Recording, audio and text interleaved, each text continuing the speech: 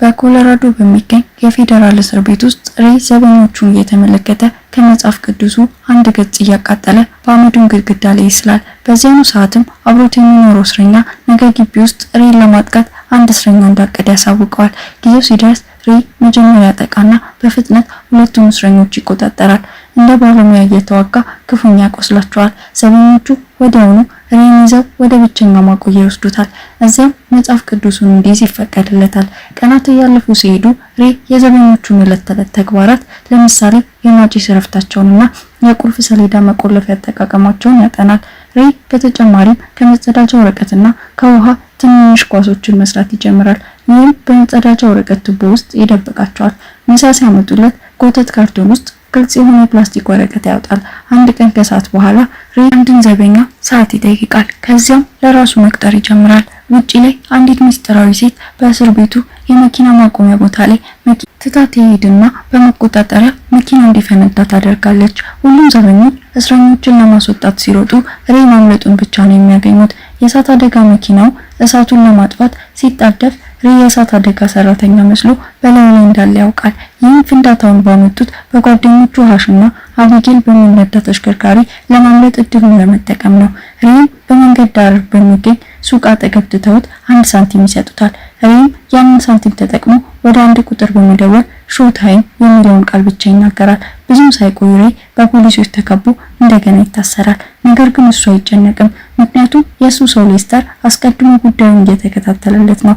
በኋላ ላይ እስር ቤት ውስጥ ሌስተር እሱና ሬይ የሚሰሩት በመንግስት ለተቀጠረ ኩባንያ እንደሆነና እስር ቤቶች ሰብረው በመግባት የደህንነት ስርዓታቸውን ጉድለቶች ለማረጋገጥ እንደሆነ ያስረዳል። ሬይ አስቀድሞ ከ14 እስር ቤቶች አምልጧል። እናም በዚህ ጊዜ እንዴት እንዳደረገ ያስረዳል። እሱ የቦታውን አቀማመጥና የዕለት ተዕለት ተግባራትን አጥንቶ ደህንነቱ ያልተጠበቀ የእሳት ጋራዥ አገኘ።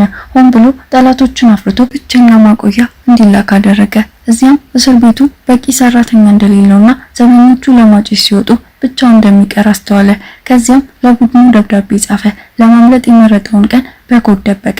የዘበኛውን የጣት አሻራ ለማግኘት የፕላስቲክ ወረቀቱን በቁልፍ ሰሌዳው ላይ አስቀመጠ እና በመጽሐፍ ቅዱስ ውስጥ ደብቆ መለሰው። ወረቀቱ 4ቱን ቁጥሮች ሰጠው። ስለዚህ ቅደም ተከተሉን ለመገመት የበሩን የምግብ መስጫ ቀዳዳ በትክክል እንዲዘጋ ለማድረግ የወረቀት ኳሶችን ተጠቀመ እና ዘበኞቹ በአካባቢው በሌሉበት ጊዜ እጁን አውጥቶ እስኪሰራ ድረስ ጥመቶችን ይሞክር ነበር። ዘበኞቹ ለማጭስ ውጪ በነበሩበት ጊዜ ሬይ ወጣ። አለመኖሩን ለመሸፈን የደህንነት ካሜራዎችን ጥቂት ሰዓታት ወደ ኋላ ዞረ። ከዚያም አቢጌል እሳቱን ከመጀመሩ በፊት ወደ እሳት አፓርታማው ለመድረስ የአየር ማናፈሻዎችን ተጠቀመ። አሁን የበላይ ተቆጣጣሪ ተበሳጭቷል፣ ነገር ግን ሬይ እንዲሄድ ፈቀደለት። ከተወሰነ ጊዜ በኋላ በሎስ አንጀለስ ሬይ የሲአይኤ ተወካይ የሆነችውን ጄሲካን ከማግኘቱ በፊት ሃሽን ከአንዳንድ የኮምፒውተር ችግሮች ጋር ይረዳዋል። እሷ የስራ እድል እንዳላት ትገልጻለች። ሲአይኤ አዲስ እስር ቤት እንደፈጠረና ቦታው ለሬይ ወይም ለቡድኑ ሊነገር እንደማይችል ታስረዳለች። ነገር ግን ከእስር ቤቱ ማምለጥ ከቻለ ከተለመደው 2.5 ሚሊዮን ይልቅ 5 ሚሊዮን እንዲከፍሉት ትነግረዋለች። ሬይ አቢጌልንና ሃሽን ቢጠነቀቁም እንኳን ይህንን ለማድረግ ይስማማል እና ጄሲካ ለሬይ የሽፋን መታወቂያ ተሰጥቷለች። ፓርቶስ የተባለ የፈንጂ አሸባሪ ይላል። በእስር ቤቱ ውስጥ የሱ ሰው የበላይ ተቆጣጣሪ ይሆናል እና ሬይ የመልቀቂያ ኮድ ይሰጠዋል። ከጥቂት ቀናት በኋላ በኒው ኦርሊንስ አቢጌል እና ሃሽ አሁንም ስለዚህ እስር ቤት ስላላቸው የመረጃ እጥረት ይጨነቃሉ እና ሬይን ክትትል የሚያደርግ መሳሪያ እንዲለብስ ያሳምኑታል። ይህም በእጁ ላይ በመርፌ ያስገቡለታል። ከዚያም ሬይ ለመወሰድ መንገድ ላይ ሄዶ ይቆማል። ነገር ግን በድንገት በኤሌክትሪክ ተደብድቦ ወደ መኪናው ጀርባ ይጣላል። ተሽከርካሪው ሲነሳ ጭንብል የለበሱ ሰዎች የሬይን ሰውነት ሲፈትሹ የክትትል መሳሪያ ያገኙበታል። ስለዚህ ወዲያውኑ ያወጡታል። የአቢጌልና ሃሽ ኮምፒውተር ወዲያውኑ የሬይ ምልክት ያጣል። በተመሳሳይ ጊዜ ሬይ በመርፌ እንዲተኛ ይደረጋል። ከተወሰነ ጊዜ በኋላ ሬይ አሁንም በድንዛዜ ውስጥ ሆኖ ሄሊኮፕተሩ ውስጥ ይነቃል። ዘበኛ ድሬክ ሌላ እስረኛ ከመውጋቱና ከሄሊኮፕተሩ ከመወርወሩ በፊት ሲደበድበው ይመለከታል። ከዚያም ድሬክ ሬይ እንደነቃ አስተውሎ ሰዎች እንደገና እንዲያስተኙት ያዛል። ሬይ እንደገና ሲነቃ በመጨረሻ እስር ቤት ውስጥ ነው። ነገር ግን ከዚህ በፊት ካየው ነገር ሁሉ የተለየ ነው። ሁሉም ክፍሎች በአየር ላይ ተንጠለጠሉ ከፕሌክሲ ግላስ የተሰሩ ኩቦች ናቸው እና ዘበኞቹ ማንነታቸውን ለመደበቅ ጥቁር ጭንብል ለብሰዋል። በተጨማሪ እስረኞችን ለመከታተል የሚንቀሳቀስ ካሜራ ያለው ትልቅ ሉል አለ። አሁንም ከነቃ በኋላ ሬ የበላይ ተቆጣጣሪውን ለማየት ይወሰዳል። እሱም ሆብስ የተባለ ሰው ነው። ይህ የነገሩት የበላይ ተቆጣጣሪ ስላልሆነ ተጨንቆ ሬ የመልቀቂያ ኮዱን ይሰጣል። ነገር ግን ሆብስ ምን ማለቱ እንደሆነ አያውቅም። እናም ግድ የለውም። በኋላ ሁሉም ከክፍላቸው ለረፍት ሲወጡ ሬ ዘበኞቹ የማይታዘዙትን ሁሉ በጭካኔ ከመደብደብ ወደ ኋላ እንደማይሉ ይመለከታል። የእስረኞቹ ቱታዎች ልዩ ኮድ አላቸው እና በእያንዳንዱ በር ሲያልፉ ይቃኛሉ። በዚህም ቅጽበት ሆብስ የሬን የውሸት ማንነት ስም በድምጽ ማጉያዎች በኩል ይናገራል። ይህም መገኘቱን እንደማወጅ ያህል ነው። ሌላ ሰው ሲደበድብ ከተመለከተ በኋላ ሬ አዲስ ሰው ለማጥቃት በሚፈልጉ አንዳንድ ጉልበተኞች ይመጡበታል። ነገር ግን ሬ ወዲያውኑ የመሪያቸውን እጅ ሰብሮ በቡጢ ይጥለዋል። ሌሎቹ ምላሽ ከመስጠታቸው በፊት እስረኛ ኤሚል ወደ ኋላ እንዲሉ ይነግራቸዋል።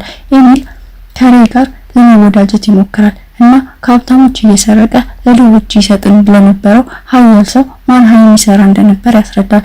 ማንሃይም የሚፈልግ ሰው ነው። ነገር ግን ኤሚል ለሆብስ ምንም ነገር ለመንገር ፈቃደኛ አይደለም። ሆኖም ሬ ስለ ኤሚል ታሪክ ግድ የለውም። ይህ በእንዲህ እንዳለ ሆብስ ድሬክን ያንን እስረኛ ስለገደለው ይገስጸዋል። ምክንያቱም ለደንበኛ የተያዘ ስለነበር ነው። ይህም እዚህ ያሉ ብዙ ሰዎች ወንጀለኞች እንዳልሆኑና በአንድ ሰው መጥፎ ጎን ላይ እንደገቡ ያሳያል። በተጨማሪም ሬ የጻፈውን መጽሐፍ እንደያዘ ይታወቃል። በቀሪው ቀን ሬ የእስር ቤቱን አቀማመጥና የእስረኞችን ባህሪ ማጥናቱን ይቀጥላል። ምሳሌ የሙስሊም እስረኞች ጀንበር ስትጠልቅ በአይን እንኳ መስገዳቸውን እንደቀጠሉ ማስተዋሉ ኤሚል ሬ ሁሉንም ነገር እንደሚመለከት አስተውሎ ለጥቅም መሄድ እንዳለበት ሰው እሱ እንደሆነ ይጠቁማል። ስለዚህ ሬ ወደ ማግለያ ቦታ መግባት እንዳለበት ያስረዳል። ለመርዳት ጓጉቶ ኤሚል ወዲያውኑ በቡጢ መጥቶ እንዲወድቅ ያደርገዋል። ነገር ግን ሬ መልሶ ሲመታው ኤሚል ይስቃል። ከዚያም ሬ በበለጠ በኃይል መምታት ይጀምራል እና ዘበኞቹ ሬንና ኤሚልን ወደ ማግለያ ቦታ ለመጎተት እስኪመጡ ድረስ እውነተኛ ውጊያ ይነሳል። የማግለያ ክፍሎቹ በጎን በኩል የሚያሳውሩ መብራቶች ያላቸው ትናንሽ የብረት ሳጥኖች ናቸው። ይህ እስረኞችን በማይቋቋሙት ሙቀት ይሰቃያሉ። ሬ ስቃዩን ለመቋቋም የተቻለውን ሁሉ ያደርጋል እና ለማምለጥ ሊጠቀምበት የሚችለውን ማንኛውም ነገር ለማግኘት ሳጥኑን ይመረምራል። ከጥቂት ቀናት በኋላ ዶክተሩ ካይሪ የሬን ጤንነት ለመመርመር ይመጣል እና ሬ ከሱ መረጃ ለማግኘት ይሞክራል። ነገር ግን ካይሪ ምንም አይናገርም። ሲወጣ ድሬክ ካይሪን ቀርቦ ስለተነጋገሩት ነገር እንዲናገር ይጠይቃል። ካይሪ ይዋሻል። ይህም ሬ ምናልባት ሕሊና ሊኖረው እንደሚችል ይነግረዋል። ከዚህ በኋላ ኤሚል እና ሬ ወደ አጠቃላይ ቦታ ይመለሳሉ። እዚያም ሬ ጠረጴዛ ላይ ስዕል መስራት ሲጀምር ለኤሚል የብረት ቁራጭ እንደሚያስፈልገው ይነግረዋል። ከረዳው ኤሚልን እንደሚያስወጣው ቃል ይገባለታል። በመቀጠል ኤሚል ከሆብስ ጋር ለመነጋገር ይጠይቅና በመጨረሻ የማንሃይምን ቦታ እንደሚናዘዝ ያስመስላል። ካርታ ለመሳል ወረቀት ይጠይቃል። ነገር ግን በምትኩ በጣም ባለጌ የሆነ ስዕል ይስላል። የተናደደው ሆብስ ሰዎች ኤሚልን እንዲይዙት በማድረግ በውሃ ያሰቃየዋል እና ብዙ ስቃይ ከታገሰ በኋላ ኤሚል እድሉን ተጠቅሞ የብረት የውሃ መውረጃ ሽፋን ይሰርቃል። በኋላ በጋራ ቦታ ኤሚል ሽፋኑን ለሬ ይሰጠዋል። እሱም እውነተኛ ማንነቱንና እዚያ እንዴት እንደደረሰ ይነግረዋል። የአቀማመጡን ሁኔታ በመመልከት ሬ ይህ እስር ቤት ከመሬት በታች እንደተሰራና ከሳጥኑ መፈልፈያ በታች እንዳይመልጡ የሚያስችል ነገር እንዳለ ይገምታል። ቦታው ከመሬት በታች ስለሆነ በአየሩ ውስጥ እርጥበት አለ። ይህም የብረት ሚስማሮች እንዲዝጉ አድርጓል። ስለዚህ ሬ ሚስማሮችን እንዲሰበሩ ለማድረግ የጥርስ ሳሙናና ሙቀት በብረት ሽፋኑ ይጠቀማል። መጀመሪያ እንደገና ወደ ማግለያ መላክ አለባቸው። ስለዚህ ኤሚል ወደ ጃቬድ ቀርቦ እናቱን በመሳደብ ጠብ ይጀምራል። የጃቬድ ሙስሊም ቡድን እሱን ለመከላከል ይመጣል እና አንዳንድ ዳቦ በልብስ ውስጥ ከደበቀ በኋላ ሬ ውጊያውን ይቀላቀላል። ነገር ግን ዘበኞቹ ሁሉንም በኤሌክትሪክ ከመደብደባቸው በፊት ጥቂት ምቶች ብቻ ነው የሚለዋወጡት። ሁሉም ወደ ሙቀት ሳጥን ውስጥ ከተመለሱ በኋላ ሬ በራሱ አካል የሚያደርገውን እየደበቀ በሚስማሮች ላይ መስራት ይጀምራል። በሙቀቱ ምክንያት መስራት በጣም ከባድ ነው እና እጆቹ መድማት ይጀምራሉ። ስለዚህ በጣም ብዙ ድምጽ በሚያሰማበት ጊዜ ሁሉ ኤሚል ህመሙን በመጮህ ይደብቃል። በመጨረሻ ሁሉንም ሚስማሮች ማስወገድ ችሎ የደህንነት ካሜራውን በዳቦ ሸፍኖ ለኤሚል ምልክት ለመስጠት ግድግዳውን ያንኳኳል። በዚያም ቅጽበት ኤሚል በጀርመንኛ እንደ እብድ ማልቀስና መጮህ ይጀምራል። ይህም የሁሉም ዘበኞች ትኩረት በእሱ ላይ እንዲሆን ያደርጋል። ሬ እድሉን ተጠቅሞ በመጨረሻ መፈልፈያውን ከፍቶ ኮሪደሩ ላይ እስኪደርስ ድረስ በመሰላል መውረድ ይጀምራል። በሩ ተቆልፏል። ስለዚህ ወደ ላይ መውጣት ለመጀመር አንዳንድ ቧንቧዎችን ለመጠቀም ይወስናል። ነገር ግን በአጋጣሚ አንዳንድ ኤሌክትሪክ ገመዶች በመበጠስ ጥቂት ቧንቧዎችን ይሰብራል። ሬይ ሌላ መፈልፈያ እስኪያገኝ ድረስ ይቀጥላል። እሱ ሲከፍተው አስደንጋጭ እውነታውን ያገኛል። ይህ እስር ቤት በውቅያኖስ መካከል ባለ የነዳጅ ታንከር መርከብ ውስጥ ነው። ድንገት በአቅራቢያው አንዳንድ ዘበኞችን ያስተውላል። ስለዚህ በፍጥነት ተደብቆ ወደ መፈልፈያው ተመልሶ ወደ ታች ይወርዳል። የሚፈሰው ውሃ ገፍቶ ይጥለዋል። ነገር ግን ኮሪደሩ በውሃ እየተጥለቀለቀ ስለሆነ በውሃው ውስጥ በሰላም ያርፋል። ሳጥኖቹን ቀስ በቀስ በውሃ ሲጥለቀለቁ የማንቂያ ደውል መጮህ ይጀምራል እና ዘበኞቹ እስረኞቹን ለማግለል ለማውጣት ይጣደፋሉ። ሬይ በተቻለ ፍጥነት ይዋኛል እና በደረጃዎች ላይ ያለውን የውሃ ግፊት ለመቋቋም ብዙ ጥረት ካደረገ በኋላ ዘበኞቹ እሱን ለመውሰድ ከመምጣታቸው በፊት ወደ ሳጥኑ ይመለሳል። ይህ በእንዲህ እንዳለ አቢጌል እና ሃሽ ለሌስተር የጀሲካ ክፍያ እንደታገደ ያሳውቁታል። ነገር ግን ሌስተር አስቀድሞ ከሷ ጋር እንደተነጋገረና ሁሉም ነገር በጥሩ ሁኔታ እየተካሄደ እንደሆነ ይነግራቸዋል። ውሃው ከተስተካከለ በኋላ ሆብስ በሬይ ሳጥን ውስጥ ሚስማሮችን አግኝቶ መጠራጠር ይጀምራል። ሌስተር ከሱ ጋር ሲገናኝ እንደነበር የሚገልጽ ጥሪ ያደርጋል እና ሌስተር ለሆብስ የሬይን እውነተኛ ማንነት ይነግረዋል። ሌስተር ሬይን ለዘላለም እንዲያቆዩ ይጠይቀዋል እና ከዚያም ሆብስ ስለ ማንሃይም መረጃ ይጠይቀዋል። ምክንያቱም በዓለም ዙሪያ ያሉ ባንኮች የእሱን ራስ ይፈልጋሉ።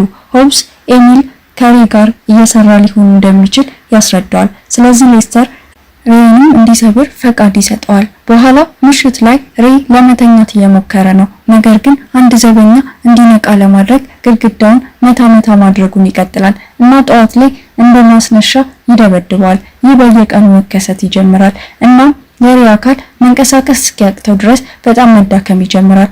ኤሚል የሬይን መንፈስ ለማነሳሳት በተቻለ መጠን ብዙ ማበረታቻ ንግግሮችን ይሰጠዋል እና ሬይ በመጨረሻ ታሪኩን ያካፍላል። እሱ አቃቢ ሕግ ነበር እና አንድ ቀን እስር ቤት የላከው ወንጀለኛ ለበቀል ቤተሰቡን ለመግደል አምልጦ ነበር። ሬይ እየሰራ ያለው ስዕል የልጁ የመጨረሻ ትውስታ ነው። ከዚያም ጊዜ ጀምሮ ወንጀለኞች ዳግመኛ እንዳያመልጡ ያረጋግጣል። ለሚቀጥሉት ጥቂት ቀናት ሬይ ጠቃሚ ልማዶችን ለማግኘት የዘበኞችን የዕለት ተዕለት ተግባር ያጠናል። በአካል ቅርጻቸው ለመለየት ስም መስጠት ይጀምራል። እቅድ ማውጣት ለመጀመር መጀመሪያ የት እንዳሉ ማወቅ አለበት። ነገር ግን ሲወጣ ምንም ምልክቶች አልነበሩም። አንድ ቀን በምሳ ሰዓት ኤሚል በስውር ሬይን ይዋጋዋል። እሱም ለስፌት ወደ ካሪቢዮ ይወሰዳል። ሬይ በድንገት በከፍተኛ ህመም ውስጥ እንዳለ አስመስሎ ይወድቃል። እድሉን በመጠቀም ከትሪ ላይ ጥቂት ነገሮችን ይሰርቃል። በተጨማሪም ካይሪን ስለ መሐላው ያስታውሰዋል። ነገር ግን ዶክተሩ አሁንም ጥያቄዎቹን ችላ ይላል። ሬይ ወደ ተለመደው ቦታ ሲመለስ ኤሚል እስክሪፕቶና የእስረኛ መነጽር ይሰጠዋል። እጆቹን ከጠረጴዛ በታች ደብቆ ሬይ ሴክስታንት ይገነባል። ይህም በከዋክብት ላይ ተመስርተው የት እንዳሉ ለማወቅ እንዲረዳቸው ነው። ድሬክ እና ሆብስ በደህንነት ካሜራ ላይ እንግዳ እንቅስቃሴዎችን ያስተውላሉ። ስለዚህ ሆብስ ሬይን ለማየት ይጠይቃል።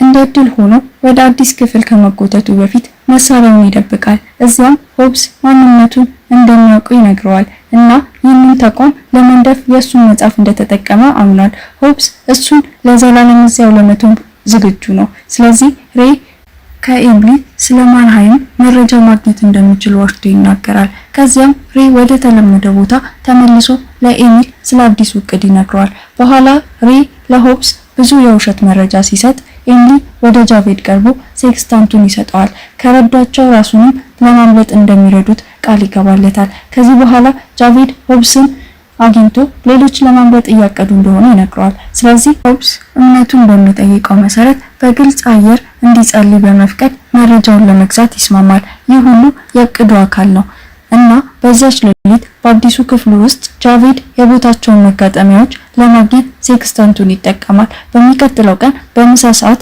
ጃቬድ ማስታወሻዎችን ለሬይ ይሰጠዋል። እሱም ሲወጣ ከተሰማው የአየር ሁኔታ በአዲስ መጤ ከተጠቀሰው ቀንና ሽንት ቤት ውስጥ ውሃው ወደ ታች በሚሄድበት አቅጣጫ ጋር በማጣመር በሞሮኮ የባህር ዳርቻ አቅራቢያ እንዳሉ ይደመድማል። በመቀጠል ሬይ ታሞ ወደ ካይሪ ቢሮ እንዲላክ አንዳንድ የልብስ ዱቄት ይውጣል። እዚያም ዶክተሩ ወደ ሆብስ ቢሮ ሄዶ በአንድ መጽሐፍ ውስጥ ባለ አንድ ገጽ ላይ ያለውን ክፍል እንዲያነብ ይነግረዋል። ከተወሰኑ ሳምንታት በኋላ ካይሪ መጽሐፉን ፈትሾ የሂፖክራቲክ መሐላን ያገኛል። በሚቀጥለው ቀን ካይሪ ዘበኞቹን ሬይን ለመመርመር ወደ ቢሮ እንዲያመጡለት ይጠይቃል። ካይሪ ትክክለኛውን ገጽ እንዴት እንዳወቀ ይገረማል እና ሬይ እሱ እንደጻፈው ያስረዳዋል። ይህም ማንነቱን አረጋግጦ በመጨረሻ ካይሪ እንዲረዳው ያሳምነዋል። ከዚህ በኋላ ሬይ ሆብስን ማንሃይምን እንዲያገኝ የውሸት ቦታ ይሰጠዋል። ስለዚህ ሆብስ ከመገንዘቡ በፊት ለማምለጥ 24 ሰዓታት አሉ። የእቅዱ አካል እንደመሆኑ ጃቬድ ከሆብስ ጋር ተገናኝቶ ስለሚመጣው ማምለጥ ይነግረዋል። ስለዚህ ሆብስ ካሜራዎችን ለመፈተሽ ሲጣደፍ ሬይ የክፍሉን ግድግዳ ሲነካ ያስተውላል። የሞርስ ኮድ መሆኑ ተገንዝቧል። በዝውውር ወቅት በብሎክ ሲ ላይ አመጽ ለማስነሳት ስለታቀደ እቅድ መልእክት ያገኛሉ። ይህ በእንዲህ እንዳለ ካይሪ እርዳታ ለመጠየቅ በኮድ የተጻፈ ኢሜል እየላከ ነው። አብዛኞቹ ዘበኞች ወደ ብሎክ ሲ ከተላኩ በኋላ ጃቬድ በተሰበሰቡበት ቦታ ላይ አመጽ ይጀምራል። ይህም ብዙም ሳይቆይ ፍጹም ሁከት ይሆናል። ሆብስ ሰዎቹ በፍጥነት ቦታ እንዲቀይሩ ለማድረግ ሲሞክር ሬይ፣ ኤሚልና ጃቬድ በአካባቢያቸው ያሉትን ጥቂት ዘበኞች በመምታትና በመጣል የጦር መሳሪያዎችን ለመስረቅ ይጣደፋሉ። የሚመጡት ዘበኞች እስረኞችን መቆጣጠር ይጀምራሉ፣ ነገር ግን ጋዝ ቦምብ ይጥላሉ። ይህም ሶስቱ ሳያስተውሉ እንዲሾልኩ ያስችላቸዋል። ሬይ ከአዳኞቹ ጋር ለመገናኘት 11 ደቂቃ ብቻ እንዳላቸው ያስረዳል። እነሱም በሄሊኮፕተሩ እየቀረቡ ነው። ወደ ላይ ይጣደፉና አንድ በር ተኩሰው ይከፍታሉ። ሬይ የደህንነቱን ካሜራ ከማግኘቱ በፊት ነገር ግን ካሜራዎቹ የተገናኙ ስለሆነ ሬይ ሁሉንም ለማሰናከል ይህኛውን ያበላሸዋል። በዚህ ቅጽበት ሆብስ የመቆለፊያ ፕሮቶኮሉን ያሰረዋል። ስለዚህ ሶስቱ ሊወጡ ሲሉ መውጫውን እንደተቆለፈ ያገኙታል። ሶስቱ ሌላ መውጫ ፍለጋ መዞር ይጀምራሉ እና ብዙም ሳይቆይ በከፈቱባቸው ዘበኞች ይከበባሉ። ወዲያውኑ መልሰው ይተኩሳሉ እና በፍጥነት ሁሉም ሰዎችን ይጥላሉ። ነገር ግን ጃቬድ በሂደቱ ውስጥ ይቆስላል። ተጨማሪ ዘበኞች እየመጡ ነው። ስለዚህ ኤሚልና ሬይ ጃቬድን እየጎተቱ ከሌላ በር ጀርባ ለመደበቅ ይሮጣሉ። ሬይ በእንቅስቃሴ መመርመሪያ እንደተገኙ ይገነዘባል። ስለዚህ ያበላሸዋል። የተናደደውን ሆብስ በድምጽ ማጉያ ወኩልበታል። ከዚያም ሬይ ኃይሉን ለማጥፋት የሞተር ክፍሉን ማግኘት እንዳለበት ይወስናል። ስለዚህ ሽጉጡን ለጃቬድ ሰጥቶ እሱና ኤሚል ደረጃዎቹን እንዲወስዱ ይነግራቸዋል። ሬይ ከሄደ በኋላ ጃቬድ እንደማይሳካለት አምኗል። ስለዚህ የኤሚልን ሽጉጥ ወስዶ ያለሱ እንዲቀጥል ይጠይቀዋል። ኤሚል ከሄደ ብዙም ሳይቆይ ጃቬድ በዘበኞቹ ተከቧል እና በተደበቀ ተኳሽ ከመውደቁ በፊት ሁሉንም መተኮሱን በጀግንነት ያረጋግጣል። ሆብስ ያገኘው ጃቬድ ከመገደሉ በፊት የመጨረሻ ቃላቱን ለአምላኩ ይናገራል። ይህ በእንዲህ እንዳለ ድሬክ በሞተር ክፍሉ ውስጥ ሬይን ይከተለዋል። ሬይ እየዘለለ የድሬክን ጥይቶች ለማስወገድ ይሮጣል። ከዚህም በኋላ ይመጣበታል። በትግሉ ውስጥ ድሬክ ሽጉጡን ያጣል። ነገር ግን ቢላ አውጥቶ የእጅ ለእጅ ውጊያ ያነሳል። ጥቂት ምቶች ከተለዋወጡ በኋላ ድሬክ ሬይን ለጥቂት ሰከንዶች ከማነቁ በፊት መምታት ይጀምራል። ስለዚህ ሬይ እግሩን ይዞ እሱን ለማሸነፍ ውጊያው እንደገና እንዲቀጥል ያደርጋል። ሁለቱም ሰዎች እንደ መሳሪያ ለመጠቀም ጥቂት መሳሪያዎችን ይሰርቃሉ እና ጥቂት ምቶች ከተለዋወጡ በኋላ ሬይ ድሬክን ከደረጃው ወደ ታች ገፍቶ ይገድለዋል።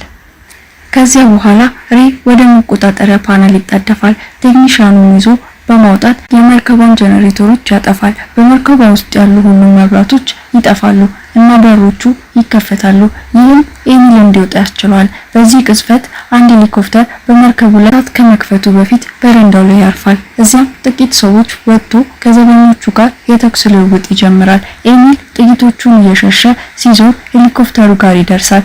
እዚያም ከወታደሮቹ አንዱ ተመቶ ይወድቃል። አብራሪው መነሳት ይፈልጋል፣ ነገር ግን ኤሚል ሬይን እንዲጠብቅ ይጠይቀዋል። ከዚያም ወደ ውጊያው ለመቀላቀል መትረየስ ተቆጣጥሮ በሰኮንዶች ውስጥ በደርዘን የሚቆጠሩ ዘበኞች ይገድላል።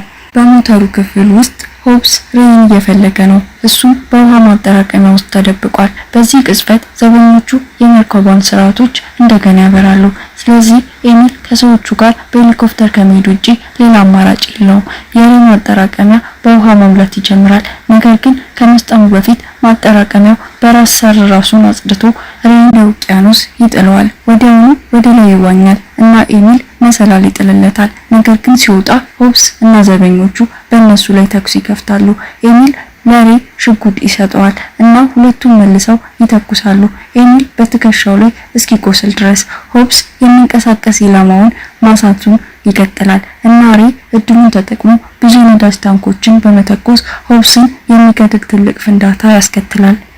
ከጥቂት ሰዓታት በኋላ ሄሊኮፕተሩ ሁለቱንም በሞሮኮ የባህር ዳርቻ ላይ ጥላቸዋል። እዛም በጄሲካ ይወሰዳሉ። ኤሚል ማንሃይምን እንደሆነና ጄሲካ ልጁ እንደሆነች ይገለጣል። ስለዚህ አባቷን ከእስር ቤት እንዲያወጣላት ሬን ቀጥረዋለች። በተጨማሪም ሌስተር ቆሻሻ እንደሆነና እሷንም እንደከዳት ታረጋግጣለች። ከተወሰነ ጊዜ በኋላ ሬ ከአቢጌል ጋር እንደገና ይገናኛል። እሷም ስለ ሌስተር መረጃ አግኝታለች። ሬ መውጣት ካልቻለ የእስር ቤት ፕሮግራሙ ዋና ስራ አስፈጻሚ እንዲሆን ቀርቦለት ነበር። አሁን ሌስተር ለማምለጥ እየሞከረ ነው። ነገር ግን አሽ በመኪናው ውስጥ እየጠበቀው ነው እና በፍጥነት አስወጣው። ሌስተር ሲነቃ መኪናው በውቅያኖስ መካከል ባለ መርከብ ላይ ባለ ሳጥን ውስጥ እንዳለ ያገኛል። ቪዲዮውን ከወደዱት ቻናሉን ላይክ ማድረግ እና ሰብስክራይብ ማድረግ አይርሱ። በሚቀጥለው ጊዜ እንገናኛለን።